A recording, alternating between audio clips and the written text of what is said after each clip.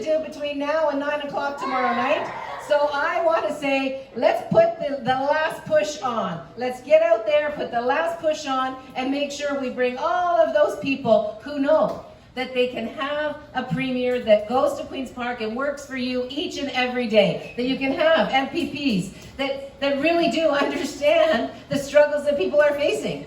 You know, instead of cuts to our healthcare system, what do we have to do? Stop the cuts. Stop the cuts. We have to stop the cuts. We know, as Alison said, that the previous Liberal government brought us hallway medicine. They squeezed hospital budgets, they fired nurses, and we ended up with hallway medicine that we all know here in Hamilton what that's meant for our hospitals. We have huge problems with patient offload in our paramedic services, our ambulance services. We have to start funding our hospitals and make sure that people get the care that they need. We need to hire more nurses, 30,000 more nurses here in Ontario. We have to stop them all.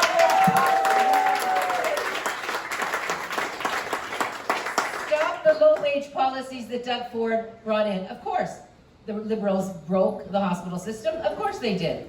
And they also continue to privatize in long-term care and in home care. Long-term care was on its knees when COVID hit because of years and years and years of Liberal neglect. They chose not to make sure that our long-term care system was meeting the needs of our seniors. But Alison's right. Whether it's home care, which we know people prefer, or whether it's long-term care, people deserve a government that will take the profits out and put the care back in. Traveling all across the province, don't forget. I'm going to communities everywhere. And there's a couple of things that always come up. One is mental health care, and you know that we have a solution for that. But yes. But people are literally in tears, worried about how much more damage will be done to Ontario with another Ford majority government. And I am not exaggerating. People are in tears. They're worried. They're terrified.